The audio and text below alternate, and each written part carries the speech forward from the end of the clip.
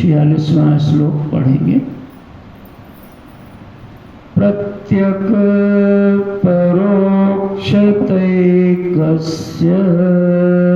प्रत्यक परोक्षतैकस्य सद्वितीयत्वपूर्णता सद्वितीयत्वपूर्णता विरोध्यते यतस्तस्मात् विरोध्यते यतस्तस्मात् लक्षणा संप्रवर्तते लक्षणा संप्रवर्तते लक्षणा संप्रवर्तते। लक्षणा संप्रवर्तते। यहाँ पर आचार्य श्री तत् और त्वम दोनों पदों का शोधन कराने के बाद तत् और त्वम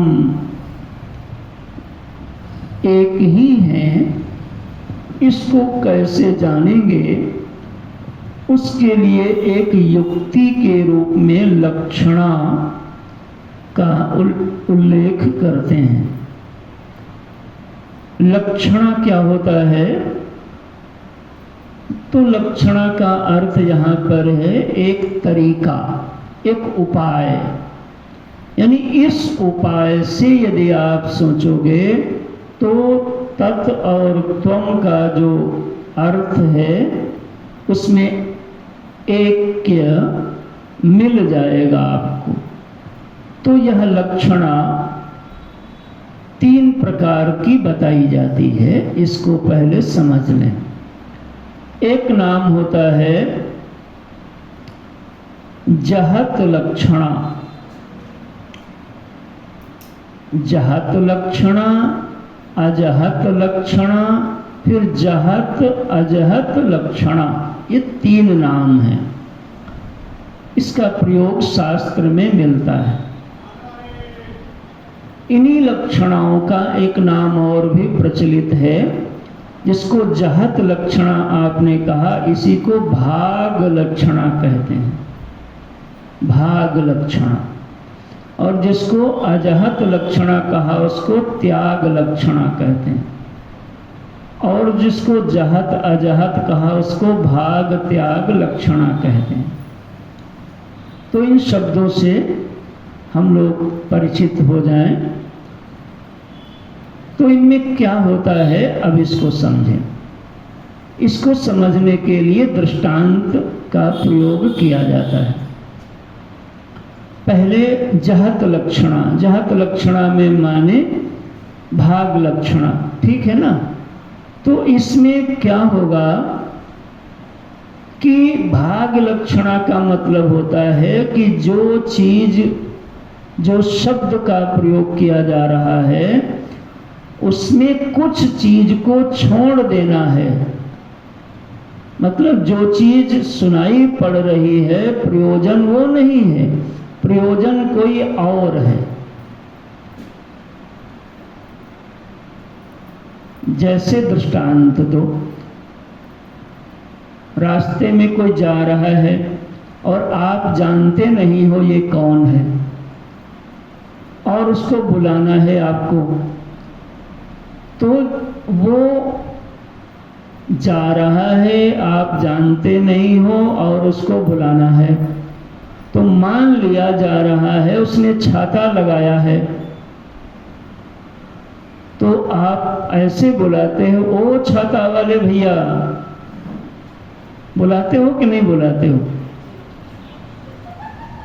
ओ छाता वाले या ओ छाता वाले, इतने ही बोलते हो, ओ छाता वाले, ठीक है। तो अब जो ओ छाता वाले आपने ये वाक्य प्रयोग किया, तो इस ओ छाता वाले से, इस वाक्य के अर्थ से जिसको आप बुलाना चाह रहे हो उससे संबंध है। समझ में आ रही बात? तो वो व्यक्ति मुड़ जाता है और पूछता है हाँ भाई क्या बात है।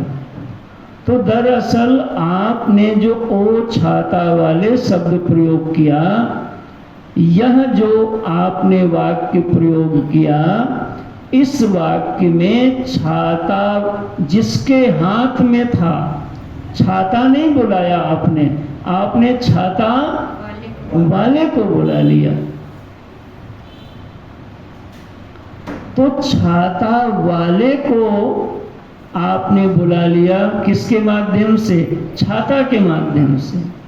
तो इस प्रकार जैसे ओ चश्मा वाले या ओ टेम्पो वाले ऐसे बोल देते हो, तो आप प्रयोग करते हो। तो इस जब हम वाक्य का इस प्रकार से अर्थ लेते हैं, यानी हमने शब्द कुछ और कहा और उसका आशय कुछ और हुआ, हमने छाता नहीं बुलाया बल्कि छाता वाले को हमने बुला लिया।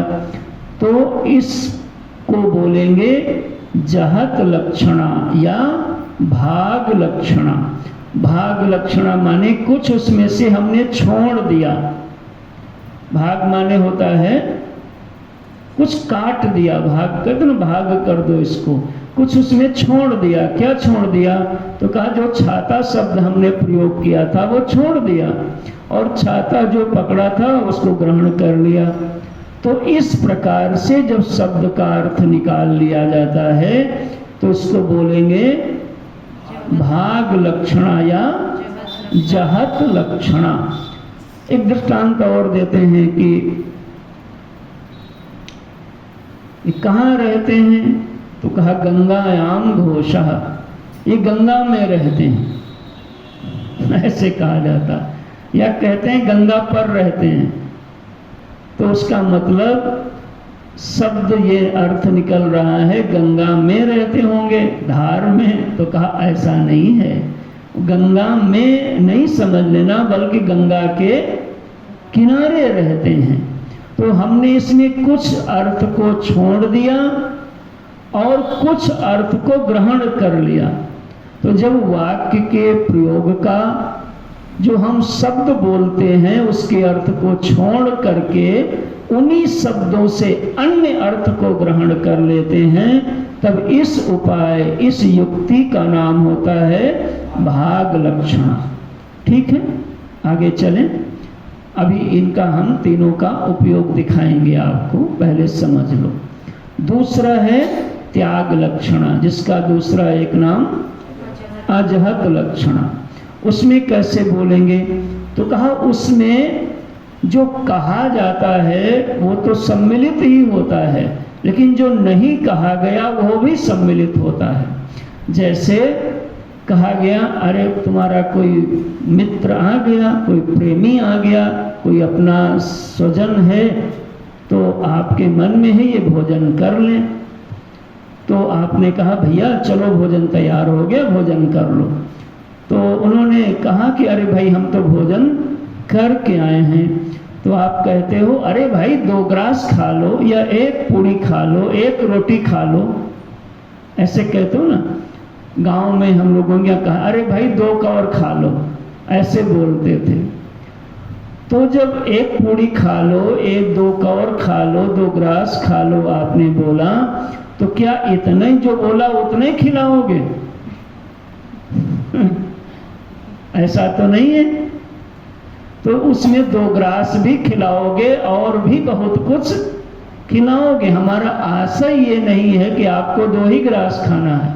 हमारा कहा हमने कुछ और, शब्द कुछ और बोला, लेकिन उसका आशय है कि आप भोजन कर लो।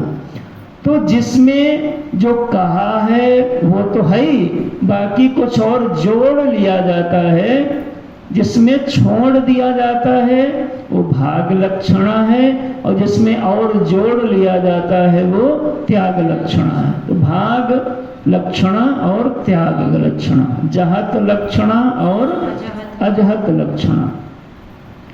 अब तीसरा आता है जिसको बोलते हैं भाग त्याग लक्षणा या जहत अजहत लक्षणा। तो इसको कैसे बोलेंगे? तो कहा इसमें हम ऐसे बोलेंगे, इसका दृष्टांत वही है, सो अयम देवदत्ता,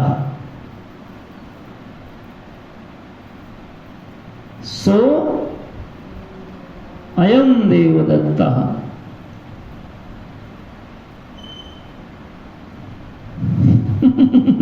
इसका एक और भी बड़ी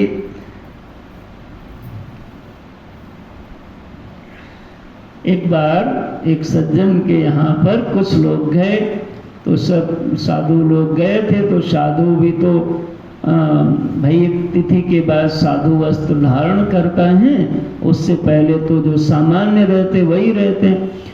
तो उनके मित्र के यहाँ गए, 3-4 लोग थे। तो पहले मित्र मतलब जहाँ काम धाम सब लोग जानते थे उनको। तो उनके परिवार में जो बहन थी, तो जब भाई जानता था तो बहन भी जानती थी। तो बहन की एक बेटी थी छोटी, तो वो भी जानती थी। तो उनके घर वो आते जाते थे पहले पूर्व जीवन में, जब साधु नहीं थे। तो जब जैसा आश्रम वैसा नाम वैसे रिश्ते होते। तो वो जो बेटी थी, वो बेटी उनको, चूंकि वो उनके दोस्त मतलब भाई मामा के दोस्त थे, तो वो भी मामा कहलाए। देखो इतनी बात समझाने के लिए मुझे भूमिका बनानी पड़ रही। तो उनके घर में जाते थे तो उनके दोस्त हुए। तो जो भांजी हुई तो उनके भांजी के तो मामा हुए, तो दोस्त भी क्या होगा, मामा हो गए। तो धीरे धीरे वो भांजी भी बड़ी हो गई और जीवन चलता रहा। कुछ वर्षों के बाद उनके दोस्त ने ये जो गृहस्थ वस्त्र है उसको परित्याग करके साधु वेश धारण कर लिया। तो जब साधु वेश धारण किया तो जटा जूट दाढ़ी और सब थोड़ा बदल गया हिसाब किताब। तो महाराज और वो जो बच्ची थी वो भी सयानी हो गई।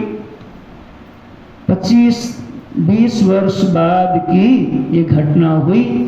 तो एक बार संयोग ऐसा हुआ कि वो बच्ची का विवाह हो गया, और 25 वर्ष में तो विवाह हो ही जाता है।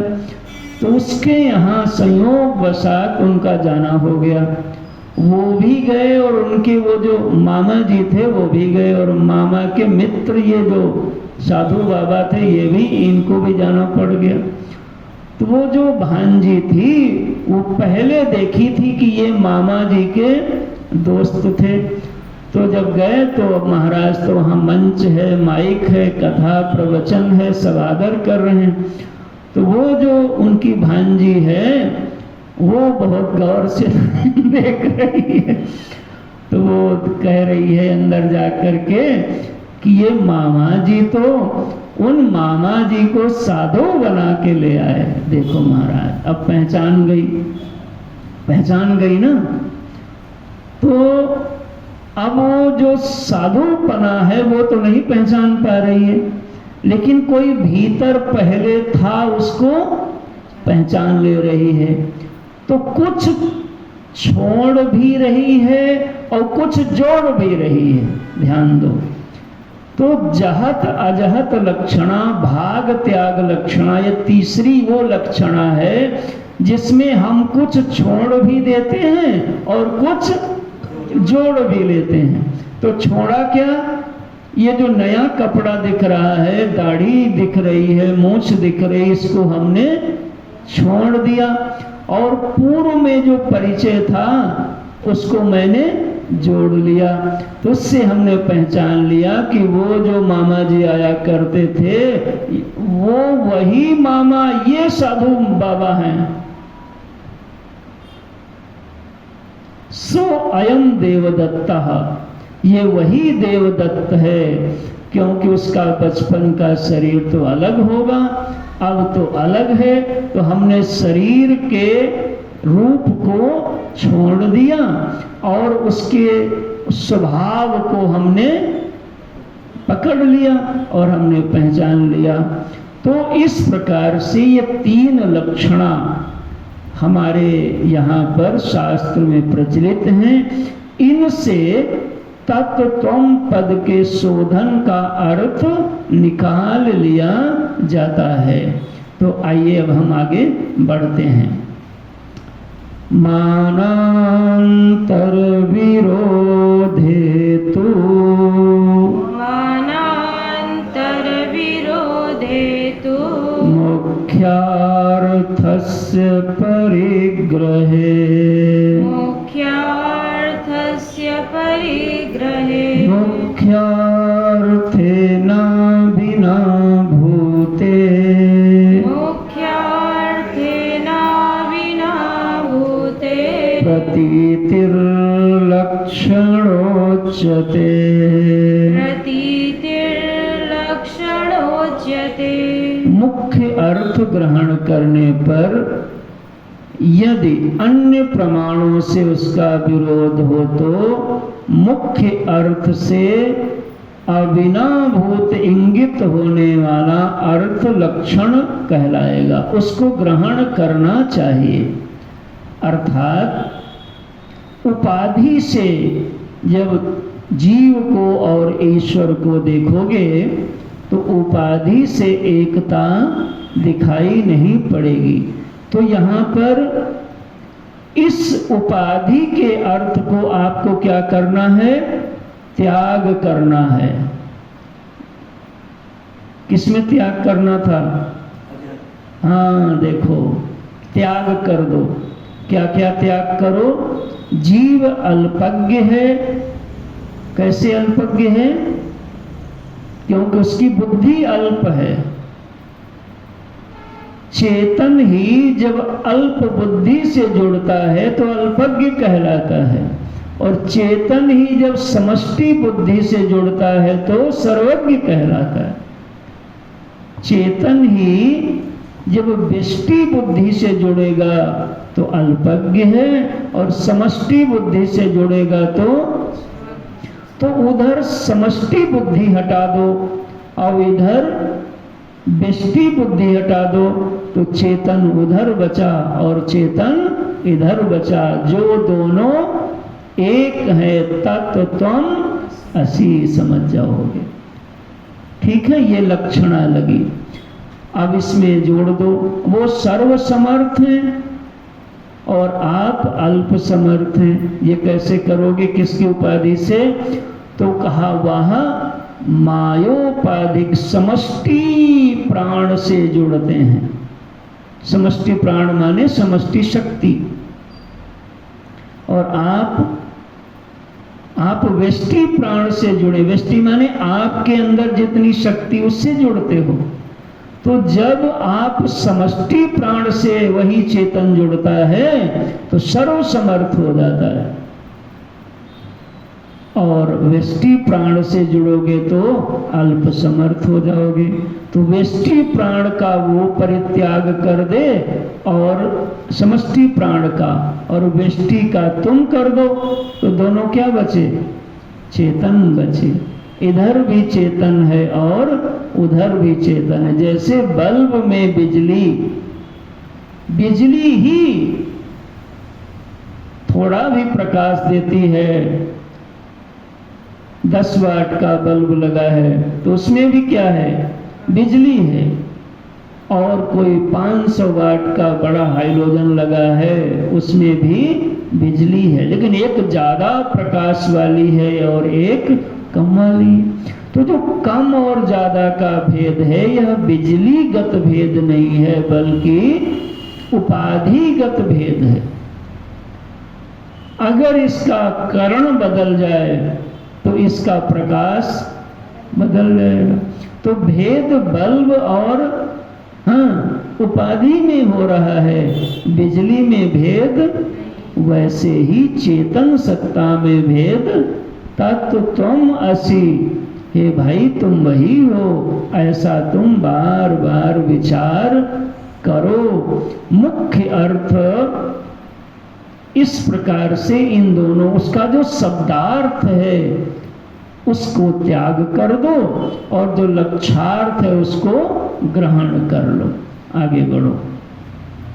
तत्त्वमस्यादिवाक्येषु तत्त्वमस्याद्यवाक्येषु लक्षणा भागलक्षणा लक्षणा भागलक्षणा सोऽयं मिथ्याभिवाक्यास्थ सोऽयं मिथ्यादिवाक्यस्थ तदायोरिव नापरा।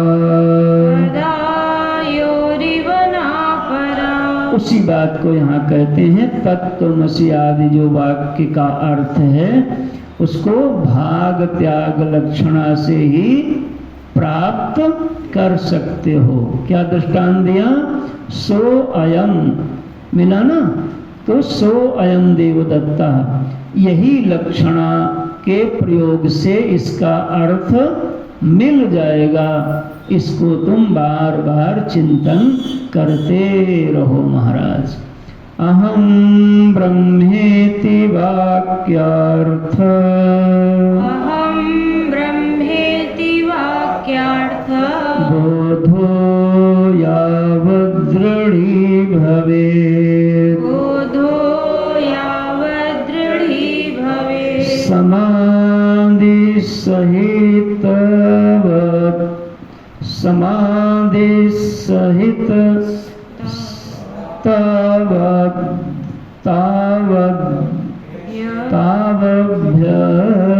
समाधिसहितस्तावत् से क्षणो। हमारी जो ये कॉपी है भाई, तो मैंने उससे आपको पढ़ाया, इसमें साफ लिखा ही नहीं है। चौथा श्लोक है ये 49 है। आज हमने सोचा था अपनी कॉपी से पढ़ाएंगे, इसमें चलो। अहम ब्रह्मेति वाक्यार्थ अहं ब्रह्मेति वाक्यार्थ बोधो यावद्दृढी भवेत् बोधो यावद्दृढी भवेत् बोधो यावद्दृढी भवेत् बोधो यावद्दृढी भवेत् समाधि सहितावद्भ्य समाधिसहितावद्भ्य अभ्यासेत् शृण्वादिकम् अभ्यासे शृण्वादिकम् श्रुत्वाचार्यप्रसादेन श्रुत्वाचार्यप्रसादेन दृढो बोधो यदा भवेत् दृढो बोधो यदा भवेत् निरस्ताशेष संसार निरस्ताशेष संसार निदानः पुरुषस्तदा निदानः पुरुषस्तदा विशीर्ण कार्यकरणो विशीर्ण कार्यकरणो भूत सूक्ष्मैरनावृतः भूत सूक्ष्मैरनावृतः विमुक्त कर्मलिङ्गः विमुक्त कर्मलिङ्गः सद्य एव विमुच्यते। सद्य एव विमुच्यते। तो कहते हैं यावत अहम ब्रह्मेति वाक्यार्थम बोधो यावत दृढ़ी भवे। यावत माने जब तक यह बात दृढ़ ना हो जाए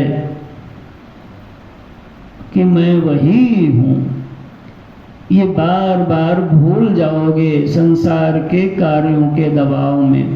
कभी क्रोध आ जाएगा तो क्रोध आ जाए तो उसको देखना कि क्रोध कहाँ आया। क्रोध करण में आया होगा, उपाधि में आया होगा। कभी कमजोरी आ जाए तो कमजोरी देखना कहाँ आई,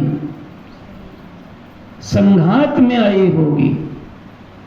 कभी शरीर बलवान हो जाए तो देखना कहाँ बल आया, संघात में आया होगा, शरीर में आया होगा। कभी मन में सुख आ जाए तो हम लोग सुख के साथ बह जाते हैं, दुख आया तो दुख के साथ बह जाते हैं। यहाँ ये नहीं, बहना नहीं है, बल्कि दृष्टा भाव से उसका चिंतन करना है कि सुख मन में आया और दुख वो भी मन में आएगा। बलवान शरीर होगा, बुद्धि कभी भूल जाएगी तो डरना नहीं, ये बहुत बार भूल जाती, बहुत बार याद भी कर लेती। तो याद करना और भूलना ये बुद्धि का धर्म है। कभी हानि लगेगी बुद्धि को, कभी लाभ लगेगा, कभी जय, कभी पराजय, कभी शक्ति बढ़ी मिलेगी, कभी घटी मिलेगी। तो यह सब का सब उपाधिगत है, उपाधिगत धर्म है। तुम्हारे में, तुम में नहीं है, तुम्हारे शरीर में है। तो तुमको आज के बाद से यह परिचय, क्रोध आते समय कोशिश करो शांत रहो, लोभ से बचो। लेकिन यदि नहीं भी बच पाते हो, मान लिया आ ही गया, तो उस काल में भी यह विचार करो कि देखो मैं ये हूँ, मैं ये हूँ, मैं ये हूँ, मैं वह चेतन सत्ता हूँ, अखंड अद्वयानंद, अतिशयानंद हूँ, अनंतानंद हूँ, जो तत्त्वमसी वाक्य का मुख्य अर्थ है। पकड़ में आई बात भाई? तत्त्वमसी माने तुम वही हो।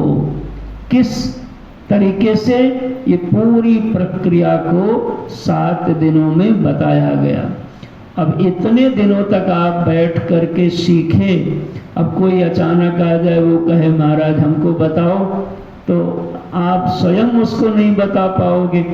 इसलिए जैसे बताया जाता है वैसे ही बताया जा सकता है।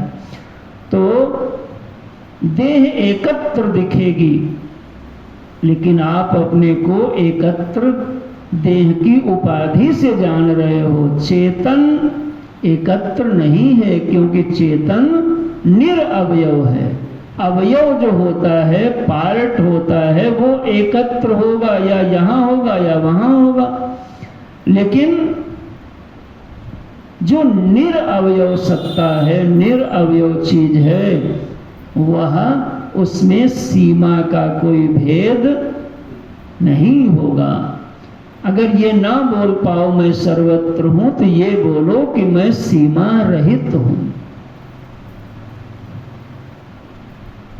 तो यह तत्त्वमसि वाक्य का मुख्य अर्थ है।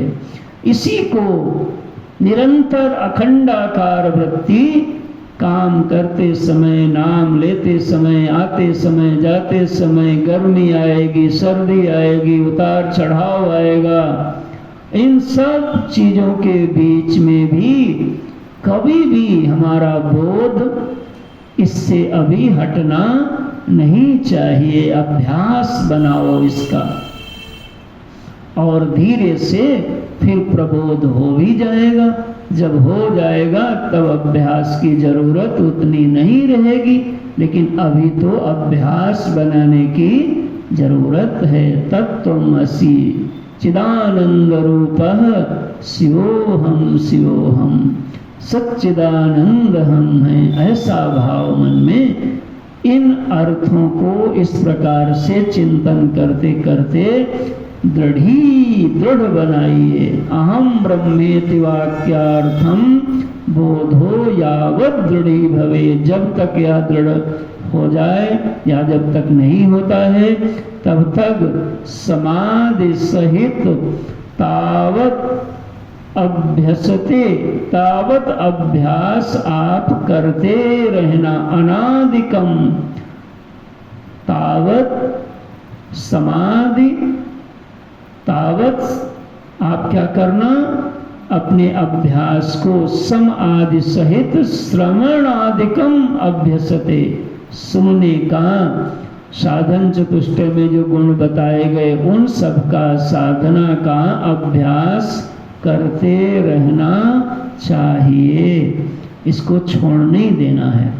और श्रुत्वाचार्य प्रसादेन, श्रुत्वाचार्य माने जिनके द्वारा, जिनसे मैं श्रुति, श्रुत्वाचार्य माने जो हमारे आचार्य हैं और हमारे जो वेद भगवान हैं, शास्त्र हैं, इन दोनों की कृपा से यावत बोधो दृढ़ी भवेत, श्रुत्वाचार्य प्रसादेन दृढ़ो बोधो यदा भवेत, जब यह बोध दृढ़ हो जाएगा, निरस्ता शेष संसार निदानम पुरुषस्तता, जैसे यह बोध दृढ़ हो जाएगा तो सारा संसार, संसार माने बिछुड़ना, मिलना, सुख दुख, मृत्यु, यह समस्त अनर्थात्मक जो प्रपंच है वह निरस्त हो जाएगा, निदान उसका हो जाएगा। विशीर्ण कार्य करणो भूत सूक्ष्मैरणावृतम विमुक्त कर्म लिंगम सद्यः एव विमुच्यते। तब जो भी तुम्हारा जो भी संचित कर्म है वो ज्ञान के साथ, इस बोध के साथ समाप्त हो जाएंगे। और चूंकि कर्ता भाव खत्म हो गया, जीवत्व खत्म हो गया, तो अब कर्म तो होगा लेकिन वह फल नहीं देगा, यानी आगामी कर्म बनेगा नहीं। और तो देह कैसे रहेगी? तो इस देह का प्रारब्ध इस देह को जिंदा रखेगा। अगर इस देह के प्रारब्ध में रोटी लिखी है तो रोटी मिलेगी, और अगर भूखे रहना लिखा है तो भूखे भी रहोगे। बीमारी है अगर आना है इसमें, तो ऐसा नहीं होगा कि ज्ञान हो गया तो बीमारी नहीं आएगी, और ऐसा भी नहीं होगा कि अगर आपको राजा बनने को लिखा है तो हो सकता आप ज्ञानी हो, उसके बाद आप राजा भी बन जाएं, या कोई बड़ा आप मठाधीश बन जाएं, बड़े कोई पद पर पहुंच जाएं। तो का इस देह का जो प्रारब्ध आरब्ध हो चुका है फल देने के लिए, वो अपने फल को देगा और देता रहेगा। जब उसका समय पूरा हो जाएगा प्रारब्ध का, तब यह देह क्या होगी? विशीर्ण, पंचभूत में मिल जाएगी। और आप तो पहले से ही ब्रह्म हो चुके थे, तो अब आप ब्रह्मलीन हो जाएंगे। लीन तो पहले से ही ब्रह्म थे, आप ब्रह्मलीन कहलाएंगे। इस प्रकार से यह पूरा उपदेश यहाँ पर देखो आगे। प्रारब्ध कर्म वेगेन, प्रारब्ध कर्म वेगेन जीवन मुक्तो यदा भवेत्, जीवन मुक्तो यदा भवेत्, किंचित् कालमनारब्ध, किंचित् कालमनारब्ध, कर्म बंधस्य संचये, कर्म बंधस्य संचये। अभी जो मैंने अर्थ बताया कि जब तक जो प्रारब्ध चालू हो गया है फल देने के लिए, उसके आधार पर इस देह का जो भी प्रारब्ध अगर अच्छा है तो जो भी इसके लिए रोटी कपड़ा मकान कहो, हो सकता आपको हाथी मिल जाए।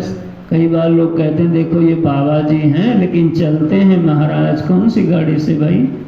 4 छल्ले से। हाँ, देखो बाबा जी हैं और सोना इतना पहने, अब उनके प्रारब्ध में है, तुम्हारे नहीं है तो तुमको तो चांदी भी नहीं मिलने वाली है महाराज। तो कहते हैं देखो बाबा जी हैं लेकिन गाड़ी देखो जरा कितनी महंगी, ऐसे बात आती है। तो वो प्रारब्ध जो उनका है वो उनको मिलेगा। तो ज्ञान से उसका विरोध नहीं होगा। तो आगे और सारी बात पूर्ण हो गई कि अंतिम श्लोक यहाँ पर देखो। निरस्तातिशयानंदः निरस्तातिशयानन्दः वैष्णवं परमं पदम् वैष्णवं परमं पदम् पुनरावृत्तिरहितम् पुनरावृत्तिरहितम् कैवल्यं प्रतिपद्यते। कैवल्यं प्रतिपद्यते। और तब वह सर्वोत्तम आनंद रूप पुनः, अर्थात तब वह मतलब जब प्रारब्ध पूरा हो गया, वो पूरा तो देह में ही हो गया था, मतलब उसको कोई अपूर्णता का अनुभव नहीं हो रहा है।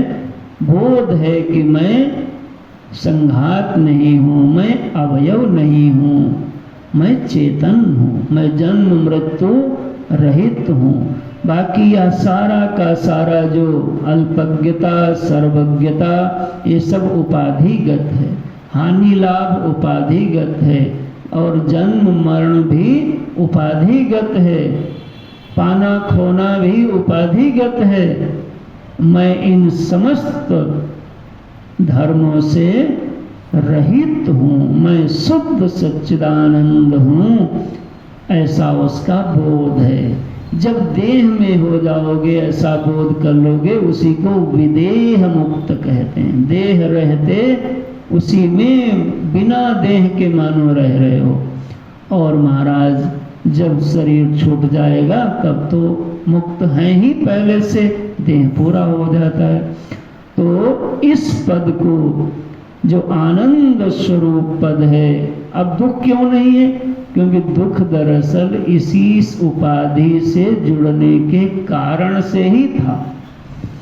दुख का कारण मैं नहीं था, दुख का कारण मेरा था। आ जाए, घूम के आ जाओ, विराम बेला है, तो एक बार पूरा हाथ में ग्रंथ आ जाए। यहीं से शुरू मैंने किया था कि दुख का जो हेतु है वो मैं में दुख नहीं है, बल्कि मेरा में है। और मेरा क्यों है? क्योंकि मैं का अज्ञान मेरा को उत्पन्न करने का द्वार बन जाता है।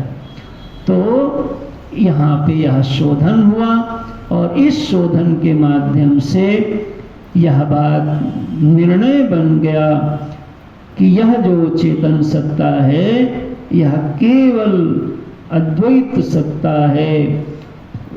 यही वास्तव में भगवान विष्णु का पद है। इसी को पा जाना ही यही विष्णु भगवान को पा जाना है। न सा पुनरावर्तित, फिर पुनरावृत्ति मोह के संसार में दोबारा नहीं होती है। ऐसा यहाँ पर आचार्य ने बता करके ग्रंथ को पूरा किया। आइए एक बार पाठ प्रारंभ में करेंगे।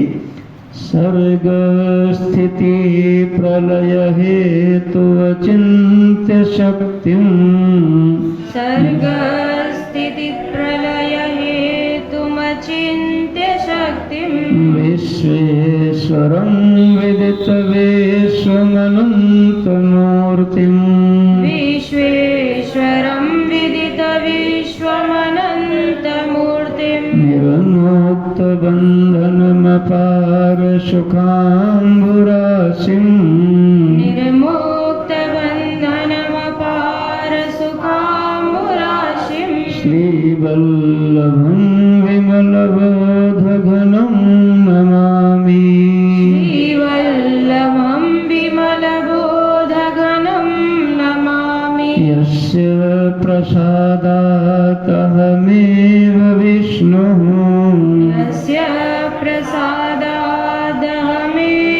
विष्णुः, मय्येव सर्वं परिकल्पितं च, मय्येव सर्वं परिकल्पितं च, इत्थं विजानामि सदात्मरूपम्, इत्थं विजानामि सदात्मरूपम्, तस्याङ्घ्रिपदमं प्रणतोऽस्मि नित्यम्, तस्याङ्घ्रिपद्मं प्रणतोऽस्मि इस प्रकार से यह ग्रंथ पूर्ण हुआ। इस ग्रंथ को शिष्य और गुरु के संवाद के रूप में रखा गया। एक कोई शिष्य मानो सद्गुरु के पास आकर के, और वो कैसा शिष्य है, साधन चतुष्टय से संपन्न है, लेकिन मन उद्विग्न है, अशांत है, और पूछा था कि अनायासेन बिना कर्म के हमको कैसे शांति की प्राप्ति हो, आप हमें उपाय बताएं। तो गुरुदेव ने वहाँ पर शुभारंभ किया, और शुभारंभ करते करते घट का दृष्टांत दिया, और उसके माध्यम से तत्त्वम पद का शोधन कराया कि देखो वह जो ईश्वर हैं और यह तुम हो, तो दोनों में भेद है, इस दृष्टि से और इस दृष्टि से अभेद है। भेद और अभेद दोनों बातें यदि खुल जाएं तो जीव बंधन के अपने को मुक्त बिना कर्म के अनुभव करता है, यानी बोध हो जाएगा बिना कुछ किए। और यह बोध कर्म का परिणाम नहीं है, इसलिए दोबारा फिर यह विस्मृत होगा ऐसा संभव ही नहीं है। इसका मतलब ये नहीं हमेशा वो याद करता रहे या हमेशा बोलता रहे। देखो जब तक अभ्यास करोगे तब तक बोलना पड़ेगा।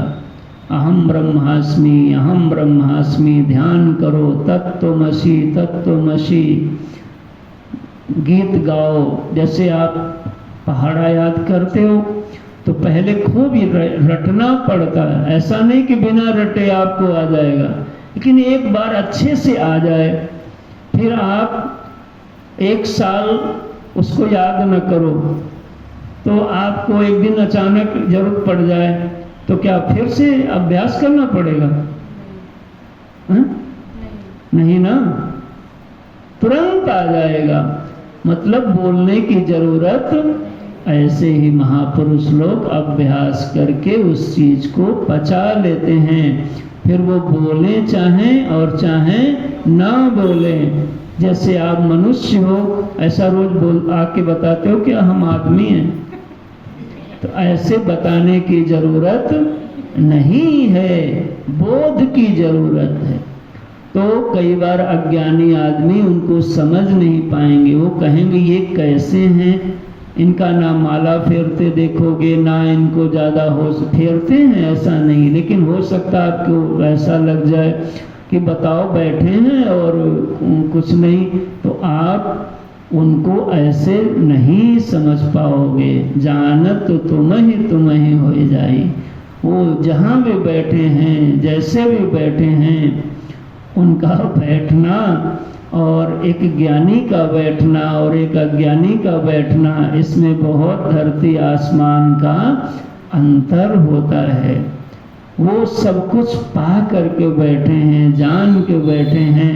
जैसे कोई आदमी बाजार से आके बैठा हो सब्जी अब्जी ले करके, और एक आदमी झोला लेकर के वो सब्जी लेने निकला हो, और दोनों बैठे एक ही जगह हैं, तो दोनों में अंतर दिखेगा कि नहीं कुछ? क्योंकि वो सब्जी लेके आ चुका है और इसको, अच्छा देखो समझ में आया, इसी को बोलते हैं बिहार। एक आदमी को टेंशन है कि हमें सब्जी लेनी है, अभी पता नहीं मिले ना मिले, कहीं देर हो गई तो, और एक आदमी कोई चिंता उसको अब नहीं है क्योंकि ले आया। तो यही अंतर है ज्ञानी और अज्ञानी में। ज्ञानी की कोई मंजिल अब नहीं है, क्योंकि उसको मंजिल, सब्जी माने मंजिल, यहाँ मैंने बताया, तो मंजिल मिल चुकी। जिसको मंजिल मिल गई होगी वो निश्चिंत होगा। कृतकृत्य अब कृतकृत्य भयो में, शादी ब्याह होने से, घर मकान बनने से कृतकृत्यता की अनुभूति सापेक्षिक रूप से आएगी। घर नहीं था तो हो गया, लेकिन वो कृतकृत्य आपको कर देगी, ऐसा कदापि नहीं समझ लेना। धन होने से, बच्चों के काम हो जाने से, शादी ब्याह हो जाने से, आपके मन में कोई इच्छा है उसकी पूरी हो जाने से वह कृतकृत्यता की प्राप्ति नहीं होगी। वह कृतकृत्यता की प्राप्ति तत्त्वम पद के शोधन से होगी, विचार से होगी, जानने से होगी। एक दृष्टांत देकर के वाणी विराम कर देता हूं। ज्ञानी और अज्ञानी दोनों देह में ही दिखते हैं, देह में ही बैठेंगे। देह में भी कभी कभी तो अज्ञानी ज़्यादा व्यवस्थित दिखते हैं, ज्ञानी हो सकता आपको थोड़ा व्यवस्थित कम दिख जाए। हाँ, जब उनको चिंता कम रहती है तो आपको ज़्यादा लगेगा कि ये तो ज़्यादा ही व्यवस्थित हैं। तो आप उसके चक्कर में नहीं पड़ जाना, ये समझ लो। जैसे नौका से आप जाते हो तो एक नौका नदी पार इसलिए कोई कर रहा है कि उसको कहीं जाना है, आगे गांव है, गांव में शादी है, शादी में हमें पहुंचना है, तो हम नौका से नदी इसलिए पार कर रहे हैं क्योंकि हमको शादी में जाना है। तो अगर थोड़ा इधर उधर नौका हो जाए तो हमारा हालत क्या होगा, बोलो। और जिसको शादी में जाना है वो नदी के आनंद का, नौका विहार का आनंद, और एक आदमी ऐसा है जिसको जाना कहीं नहीं, खाली नौका विहार कर रहा है। उसको पूछो कहाँ जाना है, कहा कहीं नहीं जाना। तो क्या कर रहे हो, तो वो विहार कर रहा है। क्या कर रहा है, विहार माने आनंद कर रहा है, देख रहा है चीजों को, पानी को, तरंगों को, लोगों को। तो कहा कुछ मतलब नहीं, कहा मतलब कुछ नहीं है। तो ऐसी ही दशा होती है। आप सब इस ग्रंथ में, स्वाध्याय में पधारे और आपके माध्यम से भगवान ने यह चिंतन करने का मौका दिया। प्रभु को प्रणाम है, भगवान भाष्यकार को प्रणाम, गुरुदेव भगवान को प्रणाम करते हुए सभी पूर्वाचार्यों को प्रणाम है। आप सभी को भी, सभी के हृदय में विराजमान प्रभु को बहुत बहुत प्रणाम। तत्व तुम असी, तुम वही हो, यह बात को हमेशा बनाए रखना। सब सूत्र बताए गए, उपाय बताए गए, दृष्टांत बताए गए। अब इनको हम साध लें। साध मतलब थाम लो। काहे से, हाथ से नहीं थाम पाओगे, बुद्धि से थामो। कुछ चीजें हाथ में थामनी पड़ती, कुछ बुद्धि से थामना पड़ेगा। तो यदि साध लो मानी पकड़ लो, तो इसी का नाम साधना हो जाएगा। प्रातःकाल बैठना, पूजा करो, जप करो, भगवान को भोग लगाओ, आरती करो, खूब मन को सुंदर बनाओ, फिर थोड़ा ध्यान करो। उन भगवान को भी जानो और इन भगवान को भी जानो। जो बाहर प्रभु हैं उनका भी कैसे प्रेम होता है, कैसे भाव लगाया जाता, वो भी जानो। और जो हृदय बिहारी भगवान हैं उनको भी जानो। बाहर वालों से भी प्रीति हो और भीतर वालों से भी प्रीति हो। जो यहाँ और वहाँ दोनों जगह पा जाता है, उसका यहाँ वहाँ का भेद ही खत्म हो जाता है। ये भी उपाधि से ही भेद है, तो उसका जीवन पूर्ण हो जाता है।